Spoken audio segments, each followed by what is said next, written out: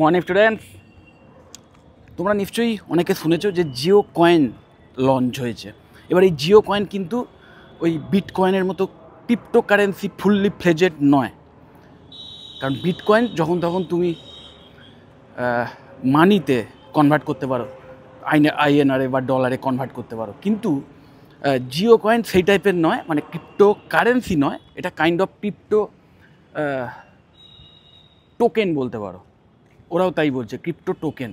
এবং অবশ্যই ব্লকচেন টেকনোলজির মাধ্যমে তৈরি করা হয়েছে, কারণ এই ব্লকচেন টেকনোলজি এই সমস্ত ক্রিপ্টো যে টোকেন বলো বা কারেন্সি বলো সেগুলো তৈরি করতে হেল্প করে। এবার বিটকয়েন নিশ্চয়ই তোমরা জানো, একটা সময় 2010 সালে 2010-11 এইরকম 2010 সালেই এই টাইমে তখন একটা বিটকয়েনের যদি ইন্ডিয়ান রুপিতে তুমি প্রাইস দেখো, সেটা 3 টাকা মতো ছিল।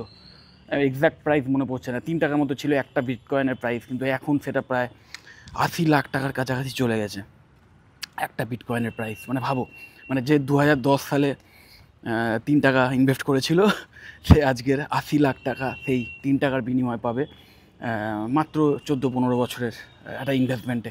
তো বুঝতেই পারছো এটা, এই যে এতটা হাই ডিম্যান্ড হয়ে যায় এবং এর যে সাপ্লাই এতটা লিমিটেড কেন, সেইগুলো যদি তুমি জানতে চাও তাহলে তোমাকে ব্লকচেন টেকনোলজিটা বুঝতে হবে।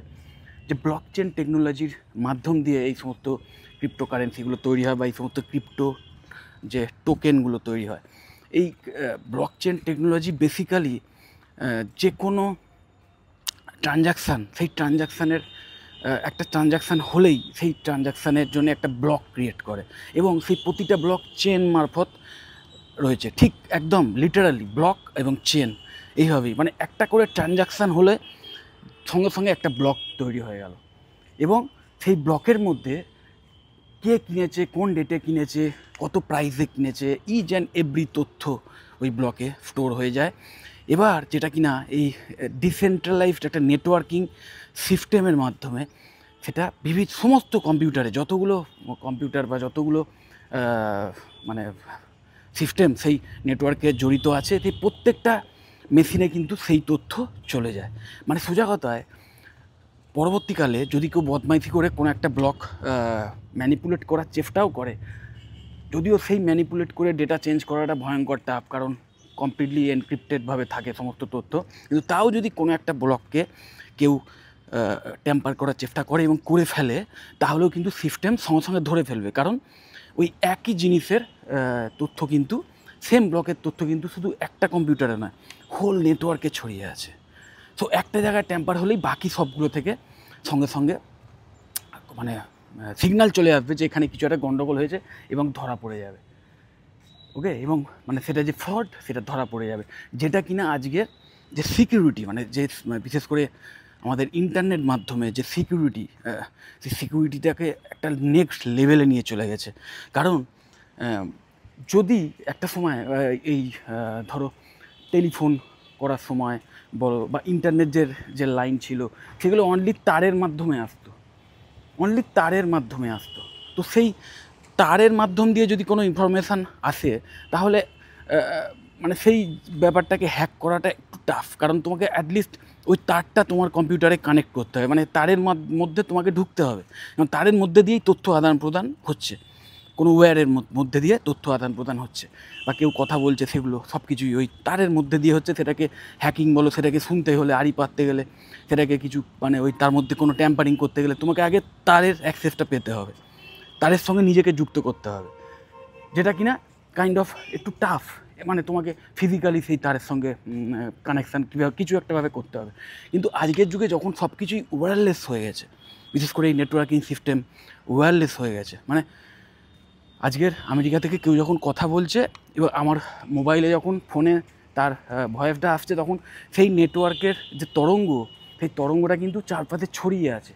মানে আমি ছাড়াও আমার আশপাশে কেউ যদি থাকে বা আরও অন্য জায়গায় কেউ যদি থাকে, সেও যদি টার্গেট করে রাখে এবং স্পেসিফিক ফ্রিকোয়েন্সি, অমুক তমুক আরও কিছু ব্যাপার আছে, সেই সমস্ত ব্যাপারগুলোকে যদি ঠিকমতো সে ধরতে পারে, তাহলে আমি যা শুনছি সেও সেই জিনিসটা শুনতে পাবে।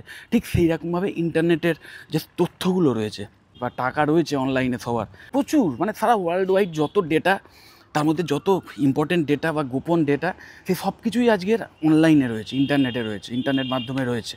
তো সেইগুলো মানে অ্যাক্সেস কিন্তু আজকের হ্যাকাররা যদি ওই মানে প্রোগ্রামিং ল্যাঙ্গুয়েজের দিক থেকে ভীষণ সাউন্ড হয় এবং হ্যাকিংয়ের ফুল টেকনিকটা তারা মানে জেনে থাকে এবং ভীষণ ইন্টেলিজেন্ট হয়, তাহলে কিন্তু তারা হ্যাক করতে পারবে।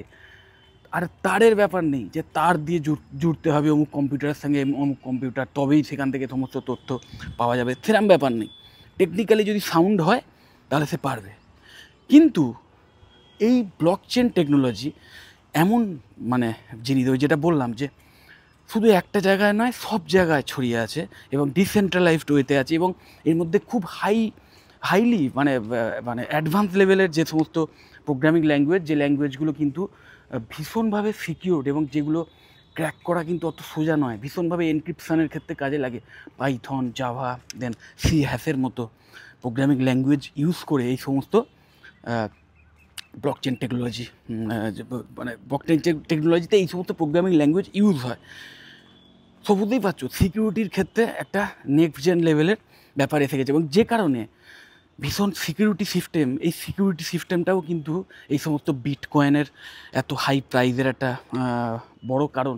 এবং ওই ডিসেন্ট্রালাইজ যে ব্যাপারটা, যার ফলে হচ্ছে কি ঠিক যেমন সোনা একটা হাতে থাকা মানে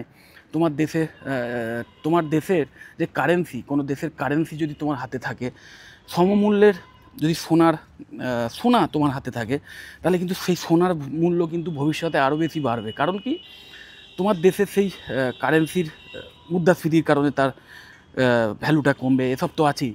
কোনো কারণে যদি সেই কারেন্সি বাতিল হয়ে যায়, বা ধরো সেই দেশের গভর্নমেন্টই উঠে গেল, তো সেই কারেন্সির কোনো মূল্য রইল না অন্যান্য দেশে, বিভিন্ন কারণে সেই দেশের কারেন্সির প্রাইস কমে যেতে পারে। কিন্তু সেই সোনার মূল্য, সোনা যেহেতু এটা মানে দুর্মূল্য একটা বস্তু, মাইনিং করে পেতে হয় এবং তার যথেষ্ট স্কারসিটি রয়েছে, ডিম্যান্ড সাপ্লাইয়ের যে চেন, সেখানে ডিম্যান্ড প্রচুর, সাপ্লাই অনেক লিমিটেড, যে কারণে সোনার এরম প্রাইস। এবং ওই সোনার যে লংজিভিটি, যে সোনা কিন্তু করোশন প্রুফ, মানে খুব একটা ক্ষয় হয় না, এই সমস্ত কারণে সোনার দাম অনেক বেশি। কিন্তু সোনার একটা ভালনারেবিলিটি রয়েছে কি, যখন তখন কেউ চুরি করে নিতে পারে। তো সেমভাবে কিছু পজিটিভ আছে, কিছু নেগেটিভ আছে এই সমস্ত হিসেবে। যেমন সোনার যে একটা প্রাইস রয়েছে, ঠিক সেরকমভাবে এই ক্রিপ্টোকারেন্সিগুলোর ক্ষেত্রে বিটকয়েনের মতো যেখানে দেখা যাচ্ছে, সেখানেও কিন্তু সিকিউরিটিও যেমন হাই, তেমন ওই বলতে পারো kind of corrosion proof. At least digital world যতদিন থাকবে, যতদিন নেটওয়ার্ক সিস্টেম থাকবে, ততদিন কিন্তু এর ভ্যালু থাকবে। এবং ওই ডিম্যান্ড সাপ্লাইয়ের ব্যাপারটাও রয়েছে, কারণ একটা বিটকয়েন মাইন করতে, হ্যাঁ এটাকে মাইন বলে, ঠিক যেরকমভাবে কোনো দুর্মূল্য পাথর মানে সোনার দানা, ধাতু, এইগুলো তুলতে গেলে মাইনিং করতে হয়, ঠিক সেরকম একটা বিটকয়েন তৈরি করতে গেলেও, নতুন বিটকয়েন সার্কুলেশনে আনার জন্যও কিন্তু এই মাইনিং করতে হয়, সেটাকে মাইনিং বলে। এবং তার জন্য হিউজ কস্টিং, মানে প্রচুর, মানে কারণ সেই নেটওয়ার্কের সঙ্গে তোমাকে জুড়তে হবে, যে নেটওয়ার্কের মধ্যে বিটকয়েনের সমস্ত ইনফরমেশান রয়েছে, আগে সেখানে তোমাকে ঢুকতে হবে। তার জন্য অন্য লেভেলের একটা হার্ডওয়্যার সিস্টেমওয়ালা কম্পিউটার লাগবে। দেন কমপ্লিকেটেড ম্যাথামেটিক ইকুয়েশান, সেইটা তোমাকে সলভ করতে হবে, যেটা কিনা করার জন্যে প্রচুর কম্পিটিশান, অনেক মাইনার একই সাথে ট্রাই করে যাচ্ছে। যে প্রথম সলভ করতে পারবে তার ওই একটা বিটকয়েন, মানে সে ওই সার্কুলেশানে চলে এলো বিটকয়েন, এবং সে ওই বিটকয়েনের ওনারও হলো, প্লাস একটা মানে একটা রিওয়ার্ড পয়েন্ট টাইপের পেয়ে যাবে। তো এই যে প্রসেসটা, এটা যথেষ্ট টাফ এবং ভয়ঙ্কর কম্পিটিশান আছে, যে কারণে এই বিটকয়েনের এত ডিম্যান্ড, এত প্রাইস। ওকে, তো এই যে মানে ব্লকচেনের জাস্ট একটা ফসল বলতে পারো এই সমস্ত বিটকয়েন বা এই সমস্ত মানে ক্রিপ্টোকারেন্সি অথবা এই সমস্ত ক্রিপ্টো টোকেন ব্লকচেনেরই ফসল, এত সিকিউর। তো ব্লকচেনের এইভাবে আরও প্রচুর জায়গায় ইমপ্লিমেন্টেশন রয়েছে। ওকে, এবং এআই টেকনোলজির ইউসেজ, প্লাস ভবিষ্যতে যে কোয়ান্টাম কম্পিউটিং আসছে তার ইউসেজ, এই সব কিছু মিলিয়ে ব্লকচেনের সাথে মিলে আরও মানে যুগান্তকারী সমস্ত মানে টেকনোলজিক্যাল অ্যাডভান্সমেন্টের দিকে আমাদের নিয়ে যাবে, আমাদের মানব প্রজন্মকে নিয়ে যাবে, যেখানে কিনা সিকিউরিটি একটা ভীষণ ইম্পর্ট্যান্ট রোল প্লে করবে। প্লাস যে কোনো কন্ট্রাক্ট বা যে কোনো ওই মানে লজিস্টিক বলো বা যে সাপ্লাই চেন ম্যানেজমেন্ট, এই সমস্ত ব্যাপারে এই ব্লকচেন টেকনোলজির ভীষণ ইমপ্লিমেন্টেশন আছে এবং ভবিষ্যতে আরও থাকবে। তো অবশ্যই তোমরা যদি এই কম্পিউটার রিলেটেড বিষয়ে ইন্টারেস্টেড হও, ক্লাস 12-এর স্টুডেন্ট হয়ে থাকো এবং ব্লক চেন টেকনোলজি নিয়ে ভবিষ্যতে কেরিয়ার তৈরি করতে চাও, তাহলে অবশ্যই তোমরা কম্পিউটার রিলেটেড, যেখানে কম্পিউটার প্রোগ্রামিং রিলেটেড প্রচুর নলেজ শেখানো হয়, প্রচুর স্কিল সেট শেখানো হয়, প্রোগ্রামিং ল্যাঙ্গুয়েজগুলো সম্পর্কে আইডিয়া দেওয়া হয়, ডেটাবেস সিস্টেম সম্বন্ধে আইডিয়া দেওয়া হয়, শেখানো হয় স্কিল সেট। তো সেই রকম গ্র্যাজুয়েশন কোর্স চয়েস করো, বিটেক ইন কম্পিউটার সায়েন্স বা বিসিএর মতো কোর্স চয়েস করতে পারো, বিটেক যারা করতে পারবে না। কারণ অনেক আর্টসের স্টুডেন্ট থাকে, অনেক কমার্সের স্টুডেন্ট থাকে, যারা হয়তো কোনো কারণে সায়েন্সের স্ট্রিম পায়নি ক্লাস 12-এর সময়, মানে 11-12 পড়ার সময় সায়েন্স পায়নি, কিন্তু এখন বুঝতে পারছে যে তাদের আলটিমেটলি ন্যাকটা এই কম্পিউটার সায়েন্সের দিকে, তাদের এই সমস্ত প্রোগ্রামিং ল্যাঙ্গুয়েজগুলোর প্রতি একটা ইন্টারেস্ট আছে, অনেকে থাকে। হয়তো কোনো একটা সার্টিফিকেশান কোর্স করতে গেল কোথাও, বা কিছু একটা ওইরকম কোনো একটা ট্রেনিং ইনস্টিটিউটে শিখতে গিয়ে প্রোগ্রামিং ল্যাঙ্গুয়েজের ব্যাপারে যে অ্যালগোরিদমগুলো বেশ মজার লাগলো এবং বেশ বেশ ইন্টারেস্টিং মনে হলো। তো অনেকের থাকে, এরকম হয় না?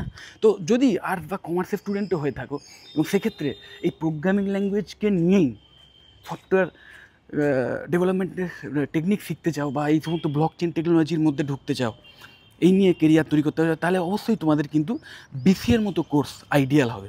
কারণ আর্টস কমার্সের স্টুডেন্টদের বিটেকে অ্যাডমিশানকে পাওয়া কিন্তু এখনও সম্ভব নয়, কিন্তু আর্টস বা কমার্সের স্টুডেন্ট আর সায়েন্সের স্টুডেন্টদের তো বটেই, তারা বিসিএর মতো কোর্স চয়েস করতে পারো। বেশ কিছু সব কলেজ নয়, বেশ কিছু ইউনিভার্সিটি বা কলেজ তারা কিন্তু আর্টস বা কমার্সের স্টুডেন্টদেরও ব্যাচেলার অফ কম্পিউটার অ্যাপ্লিকেশান এই কোর্সে অ্যাডমিশানের সুযোগ দেয়। তো বিভিন্ন যে সমস্ত এই কলেজ রয়েছে 2025-26 সেশনের অ্যাডমিশান কিন্তু অলরেডি স্টার্ট হয়ে গেছে। তো তোমরা সেই সমস্ত কলেজে খোঁজ নাও, কলেজে ডাইরেক্ট ফোন করো, সেখানে যাও, গিয়ে জিজ্ঞেস করো যে কী এলিজিবিলিটি ক্রাইটেরিয়া রয়েছে, ক্লাস 12-এ মিনিমাম কত পার্সেন্টেজ থাকতে হবে, বা আর্টস বা এবং কমার্সের স্টুডেন্টদের জন্য আদৌ মানে এই এন্ট্রান্সের সুযোগ আছে কি না, এক্সট্রা কোনো এন্ট্রান্স এক্সাম দিতে হবে কি না, কত কোর্স ফি আছে, এই সমস্ত ব্যাপারগুলো খোঁজখবর নাও। এবং অবশ্যই সেখানকার কলেজের কম্পিউটার ল্যাবটা ভিজিট করে দেখো এবং সেখানকার ফ্যাকাল্টি প্রোফাইল কী আছে, ফ্যাকাল্টি মেম্বারদের কোয়ালিফিকেশান বলো বা তাদের এক্সপিরিয়েন্স বলো, সেইগুলো সম্পর্কে খোঁজখবর নাও।